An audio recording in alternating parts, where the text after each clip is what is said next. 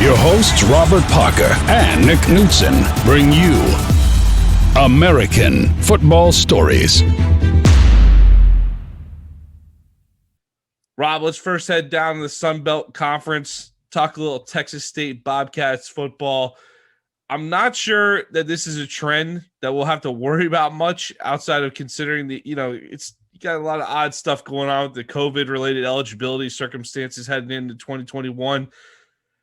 Basically, what's going on overall is all the players who played college football in 2020 did not have that season count against their eligibility. And on top of that, they're granted a one-time exception to transfer and play immediately, regardless of whether you're a grad transfer. That usually only apply to grad transfers. So how does this apply to Texas State, and why is this Texas State's a situation interesting? Well, you got a third-year coach down in San Marcos, Texas, by the name of Jake Spavital, and the Texas State Bobcats went through an entire recruiting cycle without signing a high school prospect. This is in the state of Texas, man. State of Texas, you're not signing any high school prospects out of Texas. Rob, did you ever think we'd see the day where that happened? I tell you what, Nick, I never thought we'd see the day where, even a small school in Texas State can't sign any prospects out of the state of Texas, how big it is, and knowing that football is kind of king. So this is definitely an awkward situation, the first of its kind, for me at least. Yeah, you would think that a program like Texas State would be built on having great relationships with the Texas high school coaches. And hey, look, I don't know if it's because they couldn't sign, but their take on it is basically, we want to be able to put eyes on guys, and we haven't been able to do that. So I'm going to read here from Andy Staples at The Athletic just to give a little better background on what's going on here. But this is from Staples' article in The Athletic last week, which if you don't subscribe to The Athletic, it's fantastic, especially if you're a college football fan. Great college football coverage, especially Andy Staples, one of my favorite writers. But anyway, Staples says last week in The Athletic on an article he did, the Bobcats, who play in the Sun Belt Conference, already had a 2020 roster dominated by freshmen and sophomores before the NCAA offered an eligibility mulligan for 2020 because of the pandemic. This was a necessary step if the schools wanted a 2020 season. Not offering the eligibility freeze would have incentivized opting out instead of playing. So the schools had no real choice. But the move will have a long tail at nearly every school. In the case of the Bobcats, who are 2-10 last season, and we're going to only have 5 scholarship seniors in 2021, it resulted in a class balance even more lopsided than it already would have been. I think that's one thing that, Rob, that we don't consider. Like, some of these rosters, it sounds like a great idea on paper, but you always hear about all these rules, good, maybe good intentions, but unintended consequences. This is definitely a weird situation where, hey, this is a program that Jake Spavital was heading into his second year last year, he's heading into his third year, heading into 2021, but a lot of freshmen, a lot of sophomores. I mean, they were out offering in the 2020 class, they offered over 100 high school kids and junior college kids. So it's not like this is a program that ignores high school recruiting.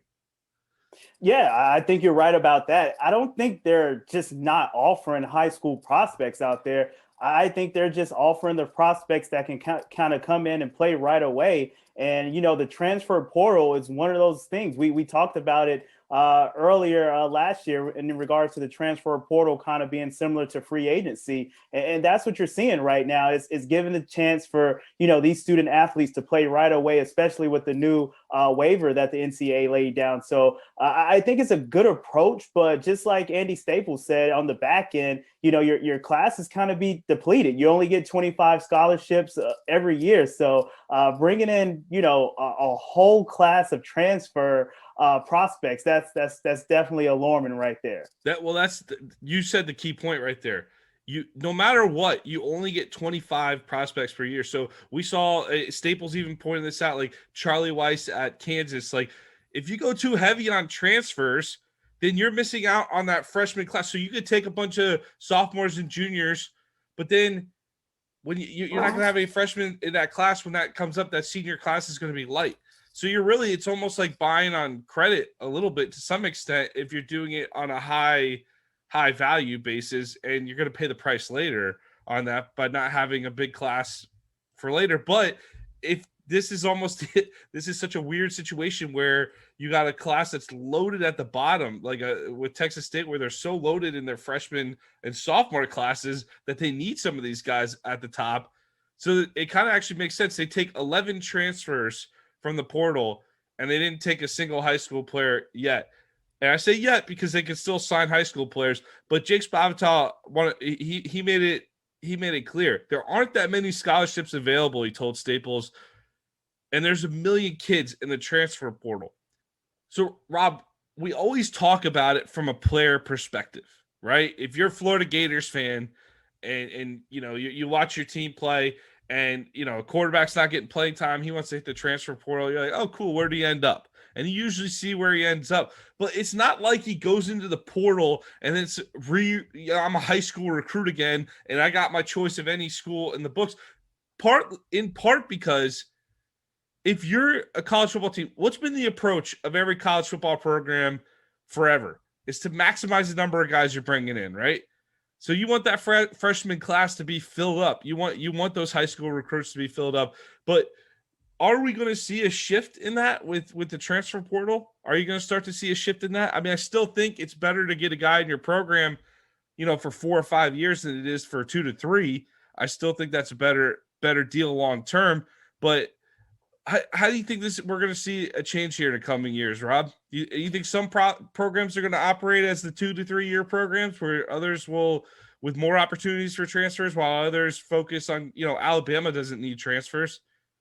Yeah, I think we might. I think we might see a shift somewhere, especially in the lower tier conferences. Maybe not in the Power Five so much. I mean, if you're the Alabamas and you're the Clemsons of the world, the Ohio States of the world, you really don't need to go into the transfer portal because you rebuild every year with your high school prospects, with your 4 stars and 5 stars. But if you're a team like Texas State who may not necessarily get those high school prospects, then maybe, the transfer portal is something you use to your advantage. So I think we don't see a complete shift like this where, you have a team just, entering the transfer portal and just getting all of their recruits from the transfer portal. But I do think you see a little bit more teams using the transfer portal to their advantage, at least, for certain positions like the quarterback position and maybe, in the offensive line and the defensive line in the trenches. But for the most part, I think you're going to consistently see, 1 or 2 big time players enter the portal. But other than that, I just really don't see a big shift in regards to the portal. I was going to say, this isn't a story if it's a normal year, right? With COVID, without all the COVID eligibility and everything. I mean, that's the only reason this is a story right now. We're not going to see this next year. Yeah, no, definitely not. Definitely not. And I tell you what, and I think, the waiver that the NCAA is allowing to actually allow players to come in and play immediately. I think that's why, you're seeing it a little bit more so now than what we have seen before. One of the points that Spavital made in his case for really explaining himself on this was, hey, look, in a normal year, we're going up against all these Texas schools, Texas, TCU, Texas Tech. And, I mean, let's be real, where Texas State stands right now. This is a program that they're still kind of newer in the FBS ranks compared to all these other schools. They're not the highest one on the list. And in-state, like their list, they can offer. So I mentioned in the class of 2020, they offer over 100 high schoolers and junior college players. They're probably going to work their way down that list before some of the guys that actually are going to come play football in San Marcos. And so his point was, when we get down that list and these guys are like in that medium to bottom range, we're going to want to put eyes on these guys. And with the pandemic, there's been limits on visits and limits on what they're able to do. And they just, it hasn't been the same. So because of the way the roster is constructed, because of the way that Texas State has handled their recruiting in the past, I think he's making it really clear that even though this seems like a creative thing, that he's not trying to make a statement with it.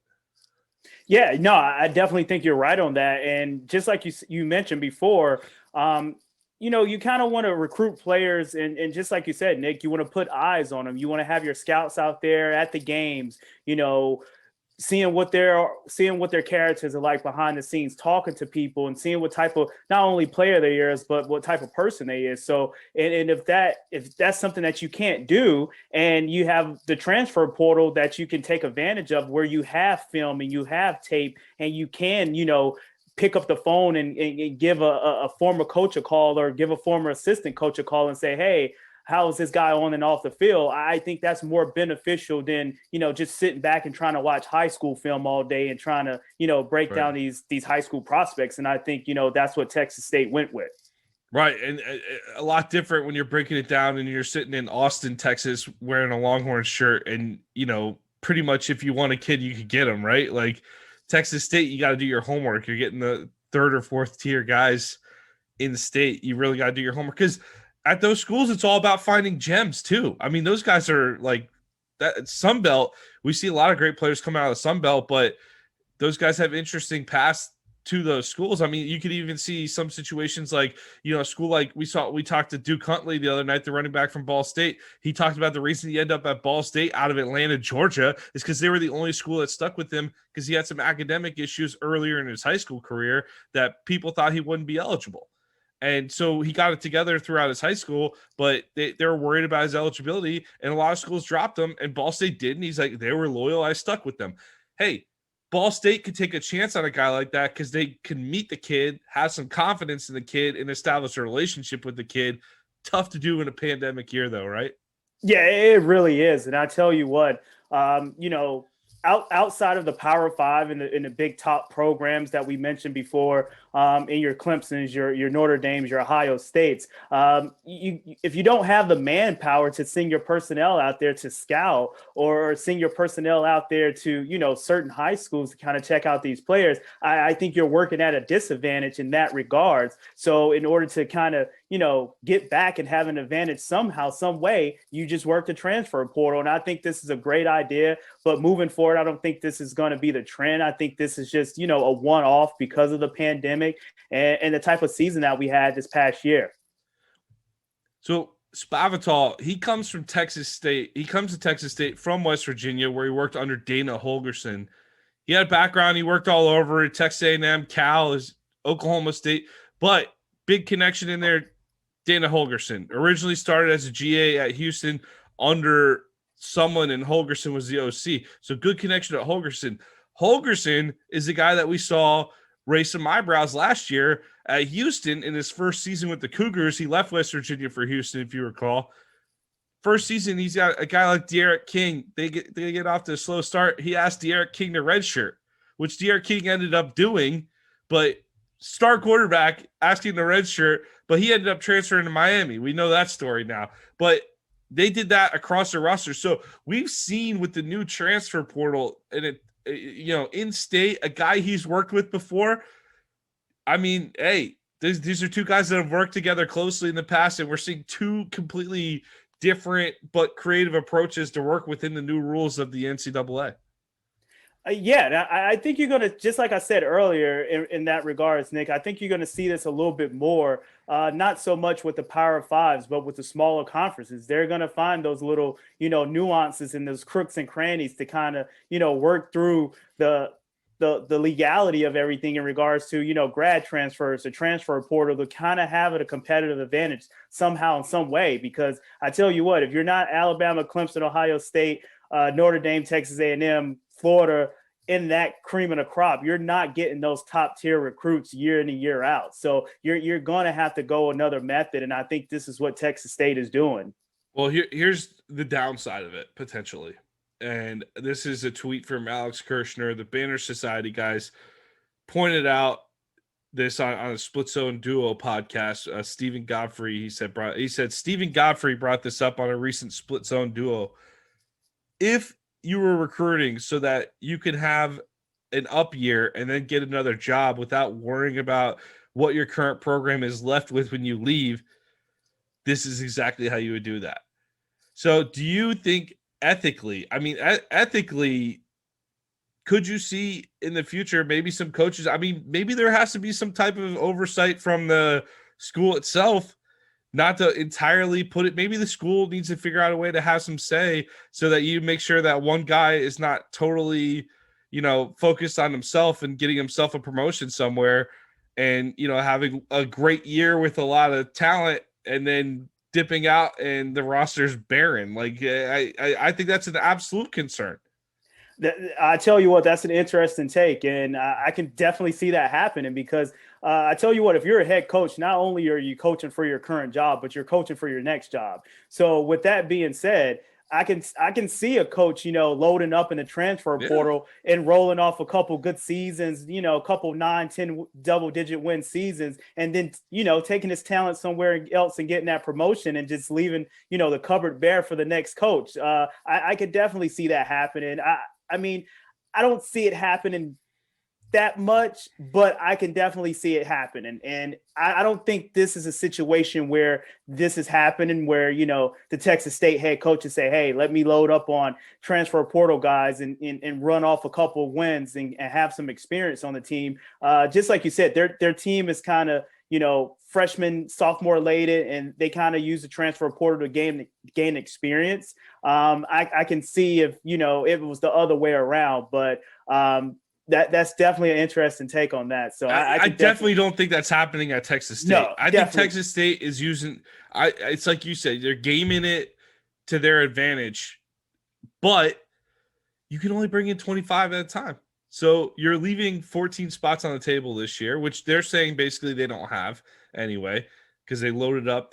Sounds like they did a great job recruiting the last couple of years, but you want to bring in some guys with some experience. I mean, I think I saw they're bringing like an offensive lineman from Maine, 3-star quarterback from NC State. That's a Colorado guy originally, wanted to come back out, like leave NC State, comes to Texas State. So again, we've talked about the impact of the transfer portal on this program before, and it's going to be interesting, man, because I think some of these smaller schools are going to see some of the best players they've ever had, and they're going to be able to assemble. I mean, you look at, I believe it's Houston Baptist, the OC, the quarterback, and some wide receiver. They basically took the offense at Houston Baptist, which was explosive at the FCS level last year, and it's Western Kentucky hired them, and they're transferring to Western Kentucky. So you can see like these like mass migrations of not just at South Carolina. Beamer just picked up an FCS wide receiver quarterback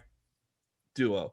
Like, so you could see these guys maybe pair up and be like, hey, our team sucks, but if we go somewhere we can beat. And hey, maybe some of these schools like Texas State, I mean, but if you want to go at a bigger level, maybe like Purdue and the Big Ten, or like some of these other schools, even look, hell, Florida is struggling to get 5-star kids out of high school. We're constantly seeing guys go to Alabama and LSU, leave the state and everything. It's a frustration for all Florida schools right now.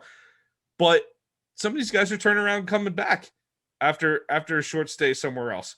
So with that, all that being said, with the different approaches there can be to roster construction now, if you're a head coach, Rob, are you still trying to I guess it really depends on where you are. But if you're Nick Saban, you can load up with 4 or 5-star guys that grade out at like what would they have this year, grading out at 95.3 composite or some ridiculous stuff like that.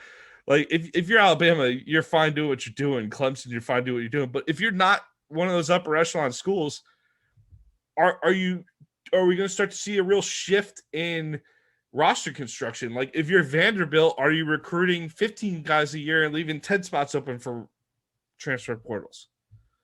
I think you have to, depending on your circumstance and your situation. Just going back on this past season, we saw Hugh Freeze and what he did at Liberty with the transfer quarterback from Auburn. So we saw how that worked out. So we're probably going to see that a little bit more. And I know we saw a lot of people kind of hoping the quarterback from Coastal Carolina would, kind of transfer and go to a bigger school to kind of, have his name out there. But I think you're definitely going to see it more so with the quarterback position than any other position, because at the end of the day, you can't play 2 quarterbacks. The old saying, if you play two quarterbacks, that means you don't have one quarterback. So I think, when it comes to the certain positions where we're talking about the O-line, D-line, and the quarterback, I think you're going to see that roster construction on that particular level with those particular positions. But overall, from the grand scheme of things, I don't think we're going to see this trend moving forward. And I think Texas State is doing it in a sincere way. I don't think they're doing it to, beef up the roster or roll off some wins and then kind of, dip out on the team to look for a new job. I think, they're just working under the circumstances and situations that they have and working with the NCAA to kind of get those transfer guys coming into the program. Yeah, I think it's fascinating because I think we are on the cutting edge of this. You saw Vanderbilt hire Barton Simmons from 24/7 Sports as essentially, I think he's director of player personnel is the official title, but that sounds an awful lot like GM to me. Yeah. Like, I mean, that's a new concept at the college level. And maybe I'm sure there's guys that have been working, that are recruiting focused and are working to some degree on that level. But I mean, you're seeing, I think Florida State just hired a director of high school recruiting versus like they're going to be director of transfer portal. There's going to be guys that are facing in every different direction. It's about to be a completely different world. And hey, let's add in name, image, and likeness to all this stuff. But hey, in all honesty, man, I think this is better. It makes what Alabama's doing even more impressive because I think as we go into the future, you're not just going to be able to stack guys and sit them on one roster. Like, I think these guys are going to go out and branch out. I think we're going to see this is going to even out the playing field to some extent. On the other hand, the rich can get richer because if you're Tulane and you got a great quarterback and LSU needs a quarterback, guess where that guy's playing next year? He's not playing. You didn't get lucky and get that guy for 4 years. He's going to be playing at LSU. So it can work both ways. But it's like we said earlier when we talked about the Tennessee job a few weeks ago. Everyone's talking about all the guys going out. There's a ton of guys sitting there ready to come in too once they figure out their coaching staff and get that totally set. So I'm fascinated to see how this is going to work. It's adding a whole nother layer. It's essentially free agency, but it's not free agency either to a point because I guess instead of having a salary cap, you have a scholarship cap. So not every school is going to have the availability. Like, hey, if you're a 5-star linebacker, you want to come play for the Gators, that's great. Do they have a spot for you though? I'm sure they can find a way to make one, but it's not guaranteed, right? Yeah, I mean, I think the perfect example that we saw, Joe Burrow transferring from Ohio State to LSU. And, the first year that he was playing, he didn't have a really, really good year. He had a solid year, but compared to his Heisman campaign, it was night and day. So technically, LSU had all the pieces around them, and the only thing they needed was that quarterback. So they needed one piece. So when you are the top echelons, the LSUs, the Floridas, the Georgias of the world, you're entering the transfer portal, but you're not looking to build your team. You're looking for one or two pieces to put you over the hump compared to these smaller schools where they actually need more bodies. So they're actually trying to construct a team with the transfer portal. So I think that's the difference that you're going to see. You're going to see Clemson, the Georgias, the Alabamas enter the transfer portal, but it's only going to be for one or two players. It's not going to be spots that they need. The key spots that they need because they're racking up, year in and year out throughout high school and getting the 5-star, 4-star guys. It's going to be harder though. I mean, look, we always openly admit that we are Florida Gator guys, right? Like, what position did Florida not really do well with in the past decade? The quarterback position. Yeah. And now Dan Mullen came to town. That got fixed. Kyle Trask, fantastic. Great quarterback. I mean, even Mullen did well with Franks too. but Trask took it up, got back to that Gator standard, right? You're not going to see another decade of a quarterback drought. You shouldn't. There's no excuse anymore with the transfer portal, right? And you could say like, well, I remember a couple of transfers that didn't work out so great at Florida, but that was kind of the transfer portal light. Like what we're in now is a different day and age where I think it's so much more common than it was even more, 5 years ago? Yeah, on that. definitely. So yeah, so don't talk to me about Robert Appleby or I'm blanking Malik Zaire. Like you can't talk to me about that because there's guys out there that are like big time, like 4-star, 3-star, 4-star guys that there's really no excuse. I mean, Miami grabbing Derek King last year. Miami hasn't had a great quarterback in forever. Boom, go out, get Derek King, quarterback problem solved. So you shouldn't go, maybe you go a year or two without a good quarterback, but hey, who'd Florida State pick up in the transfer portal this year? McKenzie Milton from UCF, right? Like, so there's going to be no excuse to have like major holes at any big positions anymore. That's going to be fascinating to watch. Thank you for listening to American Football Stories podcast. Please subscribe to our YouTube channel, American Football Stories. We are working to grow our network on YouTube and we'd love to have you subscribe. You can find us also on Apple Podcasts, on Twitter at American FB Story, and on our website, AmericanFootballStories.com. I am Robert Parker. My co-host is Nick Knudsen. This has been another episode of American Football Stories.